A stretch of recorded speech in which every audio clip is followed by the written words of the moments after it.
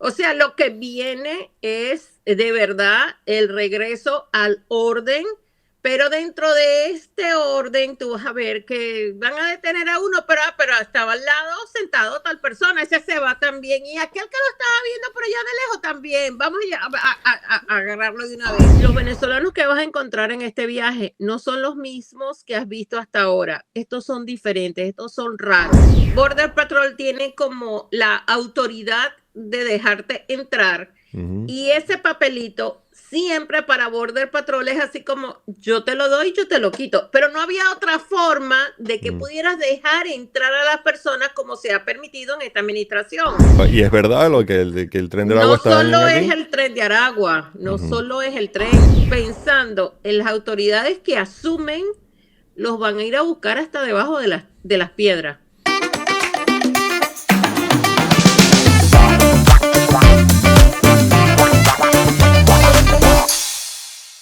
Y vamos a hablar de migración. Pues, me gustaría tocarlo. eh, Ese es lo que, mira, hoy di una entrevista para el New York Times, Ujú. no, el Washington Post. Ayer quería un canal de televisión y no podía porque me coincidía con el almuerzo de fin de año de la organización. Y me Ujú. disculpé y dije, lo siento. Y Eso. en la mañana me agarró la televisión española. Wow. Ok. O sea que. O sea, de verdad que con el tema de inmigración me tienen aquí. Ajá. Y, o sea, yo entiendo, pero y hoy en la tarde tenía una reunión para hablar de también de esto y yo, qué pena, no puedo, o sea, o hablaba contigo, llegaba a mi casa, envolvía regalos, no Bueno, se puede. muchas gracias por darme esa, Es no que exclusiva, todos pero los días, esa opción, exacto. La opción de poder tenerte y después de que seas invitada aquí al No Mejor. Y bueno, vamos a hablar un poquito de ti, vamos a hablar de qué hace Patricia Andrade, porque bueno, yo sé lo que hace Patricia Andrade, pero hay gente que tal vez no lo hace y que te va a conocer por primera vez. Entonces, Patricia, entre todas las cosas, bueno, gran luchadora por la libertad, gran luchadora, tú eras abogada para los presos políticos en Venezuela, como Sibonovich, o sea, y otros presos políticos. Ha ayudado mucho a los presos políticos, ha ayudado a los hijos de los presos políticos, ha hecho muchas campañas para ayudar a venezolanos, inmigrantes, o sea, venezolanos tanto en Venezuela como aquí en Estados Unidos. Y bueno, Patricia también es famosa, ha sido inmortalizada en una película. Hola Patricia, ¿cómo estás? ¿cómo estás? Pues bien, bien, aquí recibiendo esas noticias que, bueno, que me das esa posibilidad de poder hablar contigo de este tema tan delicado y tan de momento como es lo que es la inmigración, los migrantes que han llegado, que llaman migrantes ilegales, los migrantes que han llegado para pedir asilo cruzando la frontera y esto, pues toda esta tan mala migración que tiene también Estados Unidos. Así es, sí, sí. La inmigración venezolana se ha caracterizado por olas. La primera ola se vio en el año 2000, en el 2002, un poco por la situación que vivió Venezuela con esta persecución que hizo Hugo Chávez a su breve salida del poder. Mm. Esa fue, pero digamos, se subió un poco, pero regresó a sus números que eran como 300, 400 peticiones de asilo al año. Después sale, bueno, obviamente muere Chávez, asume Maduro y viene una segunda ola que son las de las protestas del 2014, Mm. que obviamente empezó a salir la gente escapando de la persecución política. Y luego de allí en adelante, digamos, el 2015, sí, desde el 2014 empezó una subida que de allí no ha bajado. O sea, como aproximadamente 2.000 en el 2014, pero ya en el 2015 eran como 7.000, en el 2016 ya eran, también estaban cerca de los 20.000 y así. Después vinieron las protestas del 2017 de allí te puedo decir que las cifras de la inmigración venezolana no ha bajado y todas tienen un nombre. La que vivimos actualmente se llama Fronteras Abiertas, donde mientras que a diferencia de las otras había una fuga de talentos muy acentuada, que tú veías que huían jueces porque se trataban de apegar a la ley y eran perseguidos por los mismos que ellos trataban de tener tras las rejas, como en el caso de los colectivos. Ujú. Veías a médicos, a profesionales sacando a sus hijos porque estaban protestando en las calles. Esa fue, digamos, esas olas de cuando Maduro asume el poder. Pero la que vemos actualmente es el resultado de la famosa revolución de Chávez y Maduro, que es en su gran mayoría esos venezolanos que en un momento apoyaron a la revolución porque creyeron, otros porque no tuvieron opción y necesitaban un empleo y se las tuvieron que tragar y tener que tener trabajos en el gobierno, o personas que trataron de sobrevivir, que no se aliaron a la revolución, pero que trataron de sobrevivir y se dieron cuenta que ya no podían más. Y en su gran mayoría, en esta última ola de fronteras abiertas, entraron todos esos que les pegó el hambre, Ujú. cuando ya les empieza a doler el estómago porque no tienen que comer, que es lo que nosotros vemos que están llegando. Y lamentablemente dentro de esta ola hay un porcentaje muy bajo de un 1% que son los que tienen antecedentes criminales y que continúan cometiendo crímenes aquí en Estados Unidos y que ha sido muy repudiada y rechazada por la comunidad venezolana inmigrante en general que se ha establecido aquí y que sigue llegando. O sea que ese 1% es el famoso tren de Aragua. ¿Y es verdad lo que el tren de Aragua No está solo es aquí? el tren de Aragua, no Ujú. solo es el tren, hay otros que están por allí que también son grupos delictivos o que son criminales que cometieron sus crímenes como calladitos, o sea, por aquí, por allá, mataban a alguien, violaban mujeres, robaban. Estos criminales que no tenían una banda como Ok. tal, también están dentro de ese grupo. Ok, o sea, son, vamos a decir, están los organizados y los no organizados.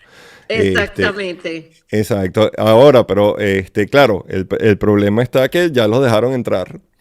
Ahora, ¿cómo los ubican? O sea, el problema va a ser cómo limpiar sin que paguen buenos por pecadores. Porque me imagino que, o sea, como es en este país, muchas veces sencillamente cierran los ojos y dicen, todos van por eso, todos van por ahí. Ah, qué bueno. No, mira, tienes empezando un grupo que fue establecido Ujú. de diferentes cuerpos de instituciones como, por ejemplo, no solamente es ICE, diferentes cuerpos de la policía en la parte investigativa y Ujú. de otras que puede ser la DEA o el FBI o la CIA, cualquiera de esos formaron un bloque, por ejemplo, en el caso del Tren de Aragua, para perseguirlos a ellos. Recuérdate que ellos empezaron a ciegas, empezaron a ver que habían características, que tenían todos un tren tatuado, que tenían las coronitas de 5 puntos, de 5 puntas, perdón, que es algo que identifica el Tren de Aragua, y entre otros tatuajes.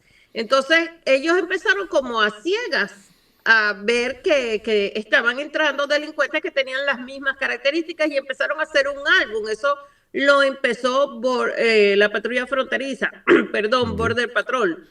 ok. Ellos empezaron con esto, pero digamos ya los que forman parte de este grupo empezaron a extenderse, a ir como más rápido. Mientras ellos empezaban a investigar, ya el Tren de Aragua, por hablarte de este grupo, Mm, ya estaba formado, ya tenía plataforma, ya tenía miles de miembros, se estaba extendiendo, estaba captando a personas locales, han tenido control de los shelters donde viven, los hoteles. Entonces, pero como ocurre con la ciudad de Santuario, es imposible para ICE entrar. claro. También tenemos un fiscal en Nueva York que es muy conocido porque es muy especial. Y este fiscal da la orden que inmediatamente que detienen a los miembros del Tren de Aragua, hay que liberarlos. O sea, los detiene la policía y se presentan ante el juez, está el fiscal y van para la Ujú. calle. No, Eso eso, les ha dado un terreno de impunidad que yo creo que ellos no lo llegaron a soñar, donde tienen vivienda, donde tienen comida, tienen ayuda económica y además licencia para delinquir. sí, o sea, Que no, tienen no me una jodas, porque impunidad. o sea, eso es la cosa más estúpida que yo he visto en este país, de verdad, desde hace muchos años. No, o sea, estamos entrando en lo que llamaban, aquí llaman Banana Republic. O sea, están haciendo las cosas y que nosotros lo hemos visto, lo vivimos en Latinoamérica, o sea, lo tenemos a flor de piel, porque conocemos bien cómo funciona el modus operandi de ellos. Ahora, tú me dices que la gente del Tren de Aragua es como los maras salvatruchas, que se tatúan y son marcados como zorros. Ok, necesitamos un Bukele entonces. O sea, No, yo creo que el zar de la frontera, Tom Holm, mm, él está muy claro qué va a hacer, cómo lo va a hacer, qué necesita y los va a sacar hasta debajo de las piedras y los va a deportar. No sé todavía cómo lo van a manejar el tema de las deportaciones, es otro punto. mm, Pero quien está a la cabeza, de hecho, que yo le he seguido mucho sus declaraciones, él dice algo, van a caer el que es y el que no es. Y exacto. de eso, quiero decirte que esto no va a ser algo nuevo de una administración.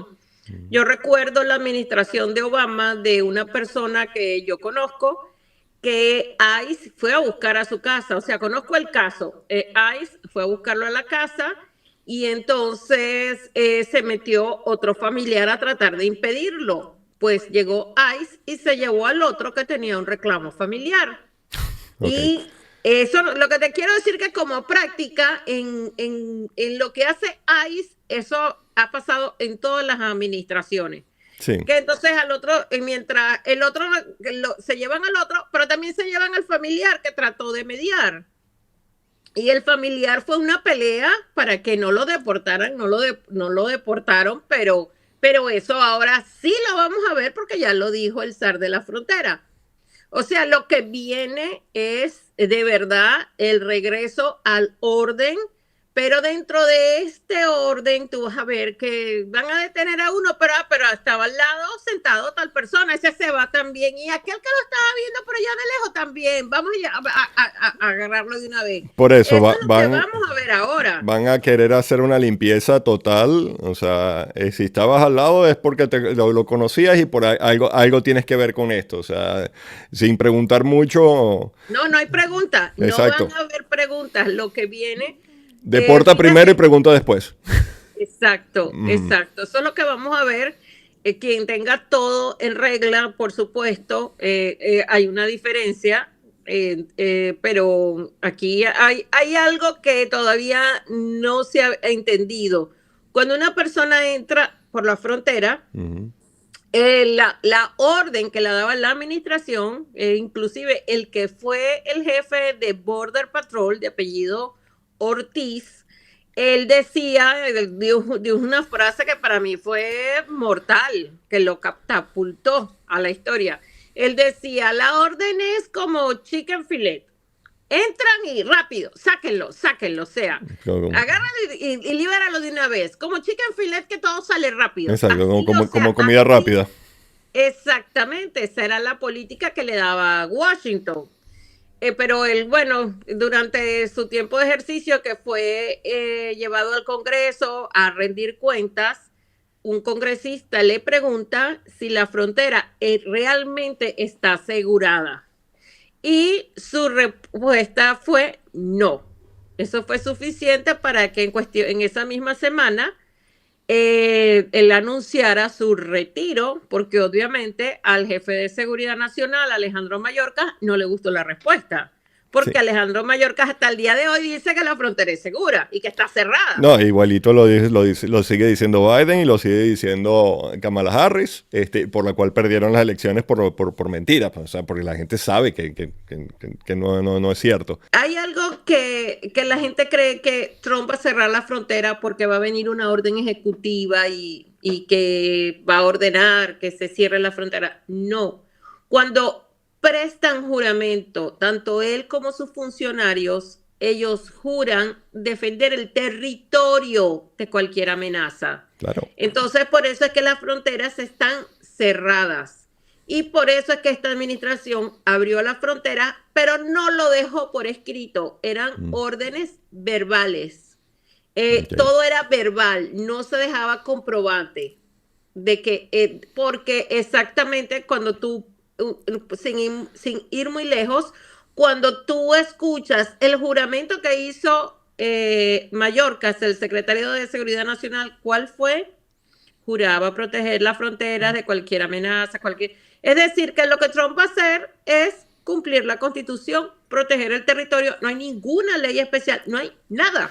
Pero porque eso es su compromiso, su juramento. Claro, no, y ahora que dices algo, que dices esto de lo que Trump, recuerdo que cuando él cerró la frontera, no es que cerró la frontera, limitó las fronteras, él ordenó cumplir todas las leyes. Dentro de esas leyes, resulta que estaba la separación de los niños y de los padres. Pero no es porque Trump ordenó separar a los niños de los padres, es porque había una ley que existía con eso. Cuando Trump dice que se cumplan todas las leyes, esa ley existe. Y es pasada por el Senado, por el Congreso, firmada como ley. Entonces no puedes culpar a Trump por sencillamente ejercer la ley como está escrita. Y lo culparon mucho de eso, de esta separación, pero, o sea, ok, sí, él ordenó, pero no es que ordenó específicamente que fuera esa ley, él ordenó que todas las leyes se cumplieran. Hay algo muy grave que está pasando ahora que hablas de eso, y es que Trump había puesto una norma que cuando se presentaban en la frontera, porque sí se puede pasar por la frontera, pero en una forma legal. Trump puso espera en México, era un proceso muy organizado.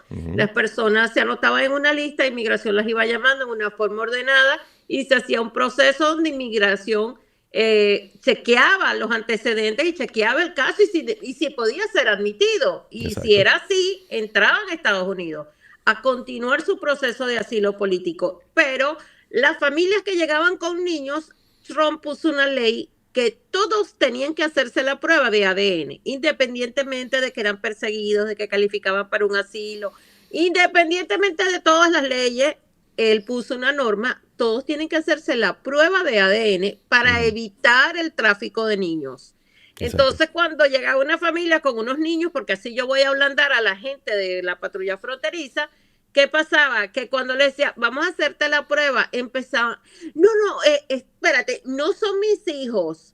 Y ahí empezaba la gente a echarse para atrás, salvo los que sí estaban viajando con sus hijos. Claro. Entonces, Trump fue muy criticado, pero realmente él lo hizo pensando en los niños, en evitar el tráfico. Esta ley fue eliminada bajo la administración Biden, dejó solamente la prueba para un 13%, siempre que la persona acepte hacerse la prueba.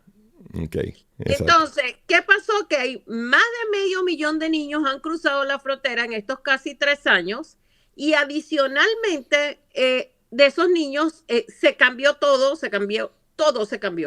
Es decir, que inmediatamente Border Patrol los entrega al Health and Human Services y ellos han empezado a eliminar y a omitir requisitos para poder entregar el niño a quien sea en un periodo de 48 horas. Entonces, esto ha llevado a que más de la mitad ya no los ubiquen. Entonces, son víctimas de tráfico, son víctimas de abuso sexual, de trabajo esclavo, de tráfico de órganos y no pasa nada. Sí, Becerra, que es el jefe de Health and Human Services, sinceramente él dice, bueno, sí, ¿y qué? Y así, no ha pasado nada. Vamos a ver.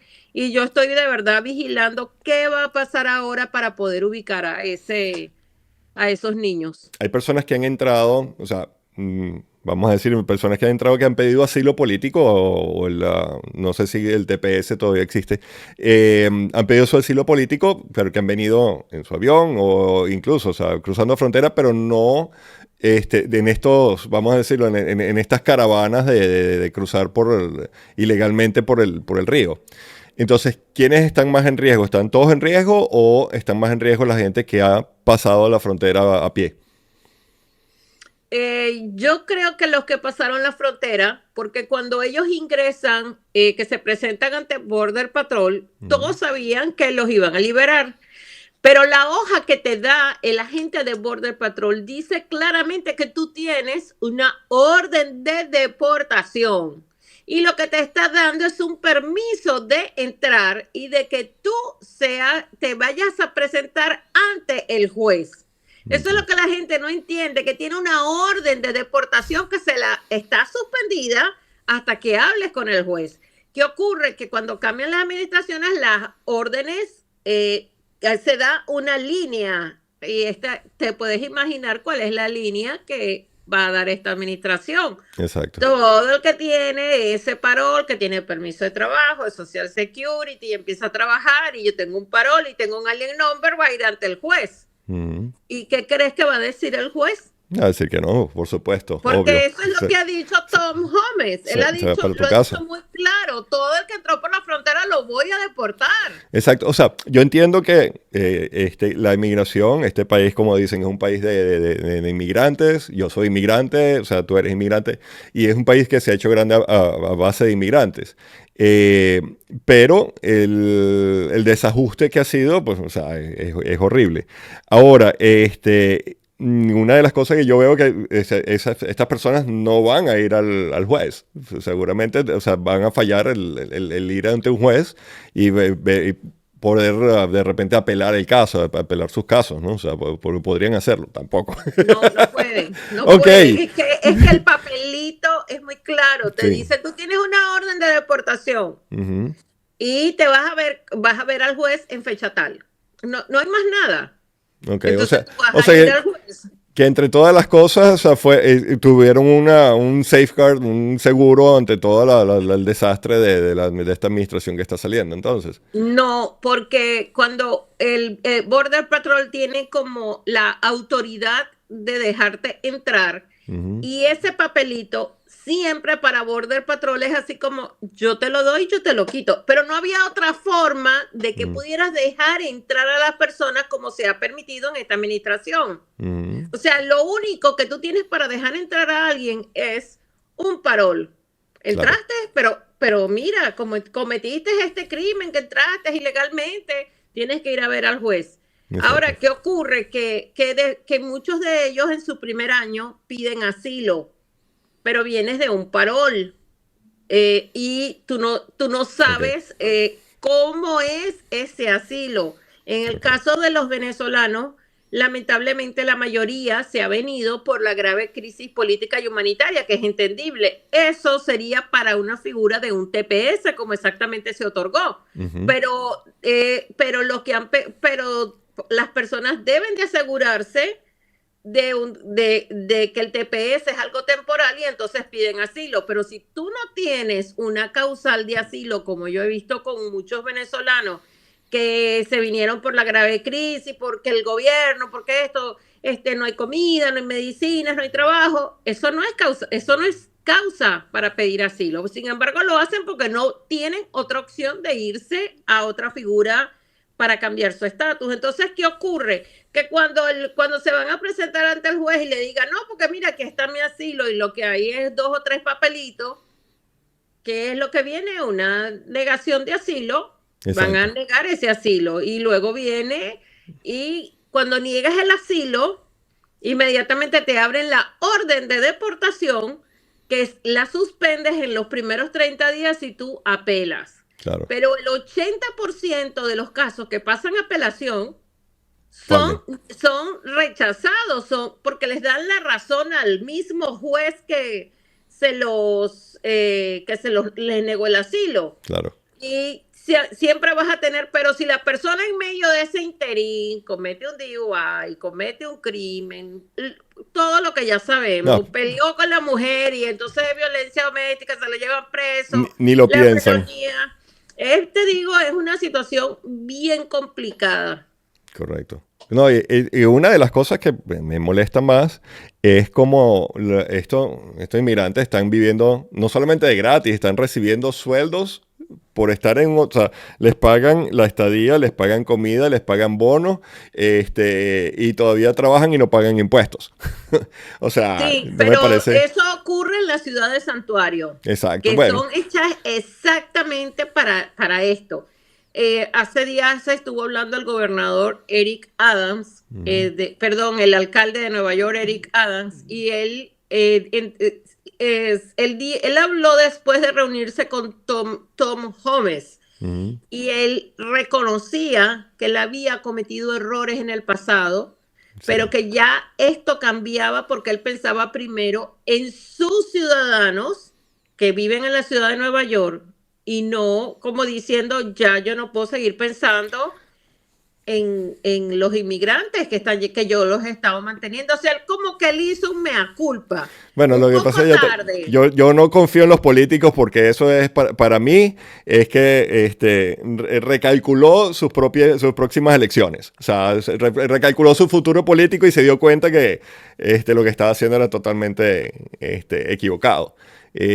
Por eso yo no confío en esas redenciones de que, oh, disculpen, me equivoqué. No. Bueno, sí, te equivocaste, pero muy tarde.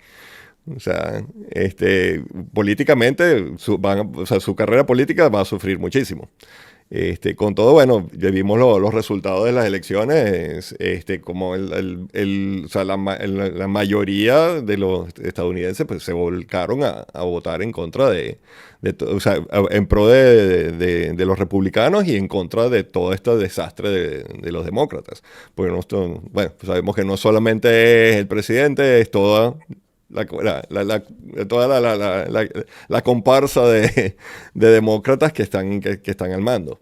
Entonces, de verdad es un poquito feo lo que hemos estado viviendo, porque nosotros estamos pagando eso. Estamos pagando no solamente en dinero, estamos pagándolo también, o sea, cuando digo nosotros los inmigrantes que hemos entrado aquí haciendo los trámites como deben ser, o sea, trabajando, portándonos bien, siendo gente de bien.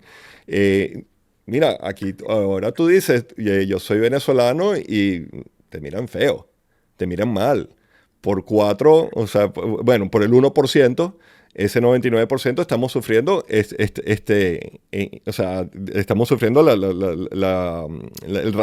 un racismo, vamos a decirlo, pero este rechazo, ¿ok? Por parte de la población, o sea, no solamente americanos, de todos los países odian a los venezolanos acá. Porque Sí, bueno, pero cuando ves también entre los venezolanos hay una polarización, porque entonces, precisamente porque los venezolanos nos hemos ganado un buen nombre por lo que hemos hecho y aportado a esta nación que nos ha recibido y nos ha adoptado, entonces cuando ven que, por ejemplo, hay un tren de Aragua, ellos o son llevados ante el juez. Tú ves la rabia del venezolano cuando van ante el juez en Nueva York y los liberan. Entonces tú ves que ellos están muy molestos y dicen, pero ¿por qué? Deporten, los deportes. O sea, el venezolano rechaza lo que está pasando. Entonces se polarizaron en una forma positiva porque se identifican con el venezolano que hace todo bien y no desean que alguien que nos vaya a rayar como comunidad inmigrante, esa persona permanezca en este país. Yo sí he visto que hay venezolanos que votaron por Trump precisamente porque no quería que aquí los venezolanos que entraron, que no debieron haber sido admitidos, nos están rayando a todos. Yo personalmente sí me ha tocado las dos caras, ¿no? ver a los que apoyan, y a mí me han dicho cualquier cantidad de cosas, los grupos de proinmigrantes que son alineados al Partido Demócrata, y yo les he tratado de hacer ver, mira, son criminales, estos casos son de criminales, y a mí me han dicho, me han caído insultos públicamente, me han dicho que yo solamente veo prensa de derecha, pero cuando tú eres víctima de un criminal como los del Tren de Aragua, ellos no te van a preguntar si tú votaste por Trump o votaste por Kamala. Correcto. Ellos van a matar. Y es algo que ellos dicen, eso es mentira, ellos no hacen nada, no, sí hacen. Y les he hablado de casos y me dicen, eso no ocurre en este país, todo lo que tú dices es mentira. Entonces no podemos caer en esos extremos porque sí ocurre. Lo veo como lamentablemente lo han politizado en zonas como Colorado. Ha sido terrible lo que está pasando allá, y todavía hay personas y venezolanos también, que te dicen que eso es mentira, que Bueno, uno no puede. yo tengo un primo que él dice que no, que eso no puede ser, que cómo va a ser que la policía no pueda contra unos malandros, vamos a decirlo. Y bueno, la policía no puede contra los malandros porque están organizados, porque la policía no conoce las organizaciones de los malandros latinos, vamos a decirlo de esa manera. Ellos están acostumbrados a lidiar con criminalidad, pero no una criminalidad organizada como están de Latinoamérica. O sea, vamos a estar claros, las cosas son distintas.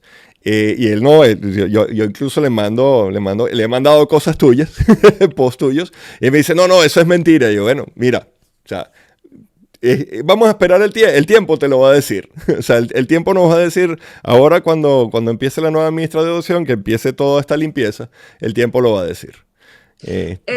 Lamentablemente es difícil que esas personas abran los ojos. Uh-huh. Mira, uno de los viajes que hice a los estados fronterizos, cuando me encontraba una vez en la ciudad del Paso, Texas, en una zona como a 10 minutos del muro, donde cruzan ilegalmente muchas personas, pero en ese momento habían cientos de personas que se pegaban de una iglesia que se llama el Sagrado Corazón de Jesús.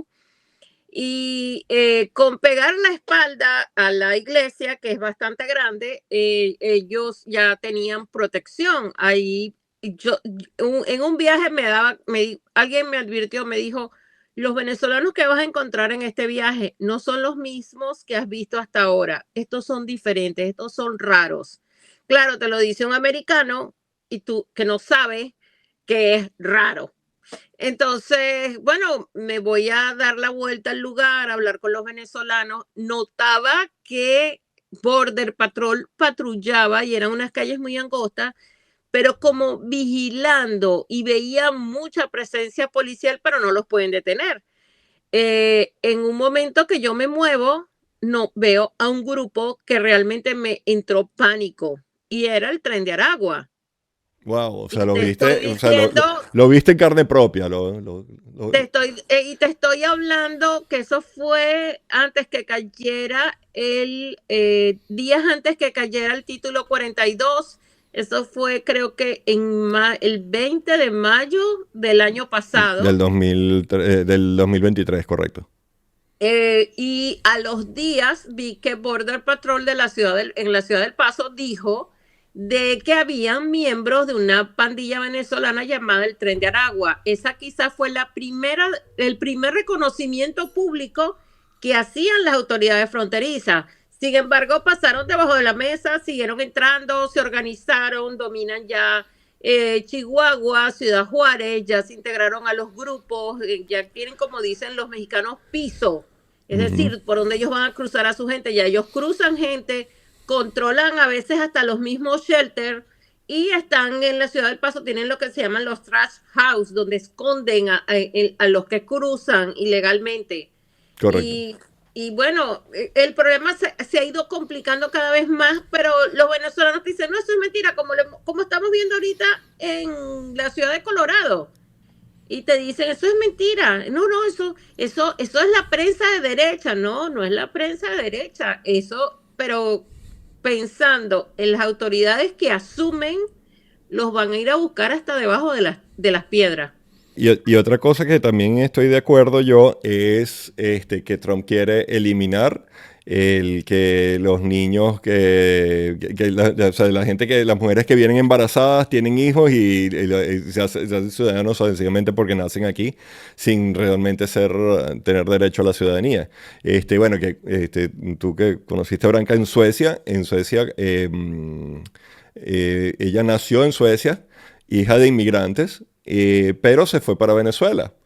Incluso que nació en Suecia, ella no tenía derecho no tenía derecho a la nacionalidad sueca porque ella tendría que presentar un examen a los 18 años de cultura general. Y ella no vivió en Suecia, ella fue de chiquita se fue para Venezuela. Entonces ella no tenía derecho a esa ciudadanía sueca. ¿Qué es lo que debería hacer aquí? Aquí, o sea, y no sé si la gente lo ha visto, pero si tú vas a Sony Isles en Florida, tú ves todas las rusas que vienen embarazadas con 8 meses de embarazo, dan a luz aquí y después se van para Rusia con un hijo americano. Y eso pasa para todos los países. O sea, yo estoy de acuerdo con que Trump elimine eso y no permita o sea, que esa trampa de inmigración.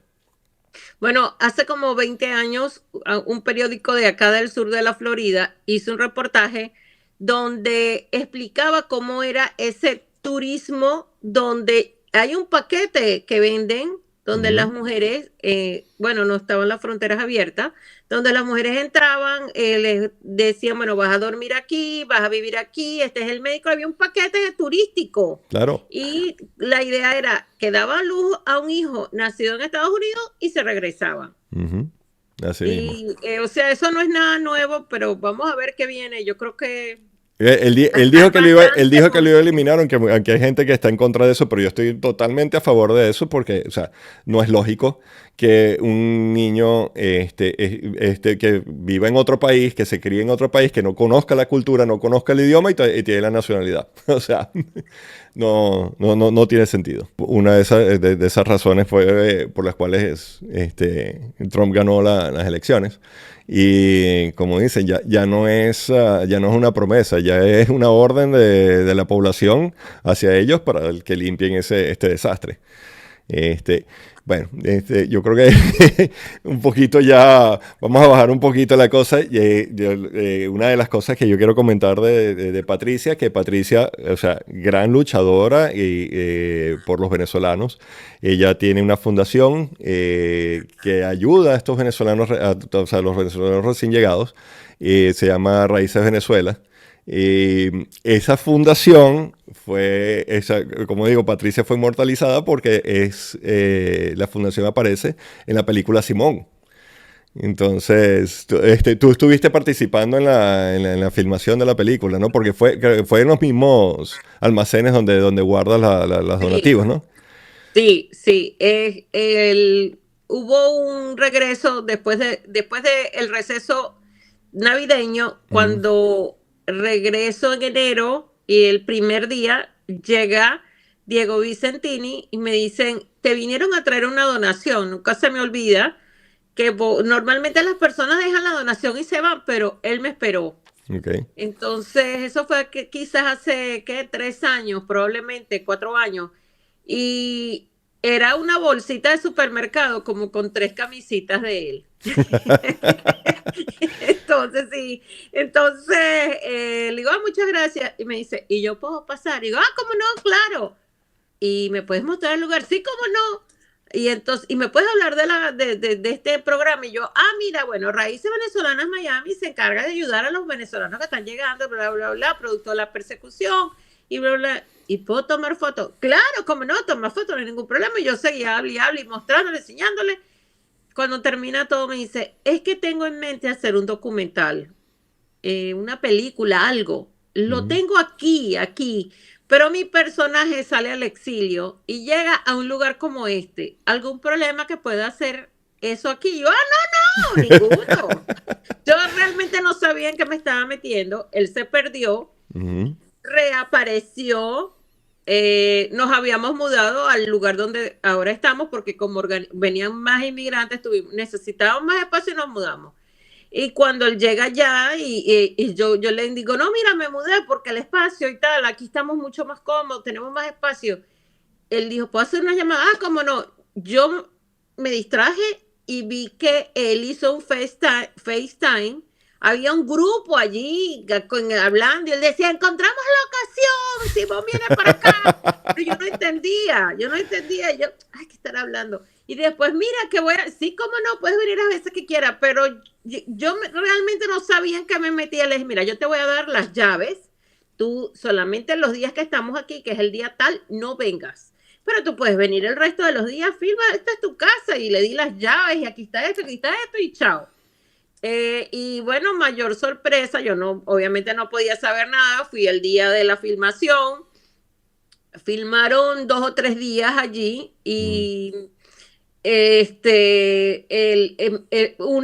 antes de la filmación, él dijo, yo quiero venir aquí y ver cómo funciona esto. Yo le puse una silla y le dije, bueno, yo voy a estar ocupada. Él se dedicó fue a verme y yo realmente se me olvidó que él estaba ahí sentado y como al rato me dijo, me voy. Yo, sí, ya me voy. Cuando yo veo la película es que veo que él me copia como soy. Exacto. Cuando sale Prakriti Maduro y por ejemplo ella dice esto, Simón, cuando llega Simón, ese es mi saludo. Exacto. Y llega la gente y yo, Alejandro, o sea, y así con el carrito y las cosas, esa soy yo. Y me copió, si yo cuando vi la película decía, oye, pero es que me copió todo. Claro. Y ahí cuando terminó la película me dijo, sabes que yo me inspiré en tu trabajo para construir ese personaje que se llama Elena. Sí, no, por supuesto, o sea, ella eres tú, o sea, es Patricia en una película.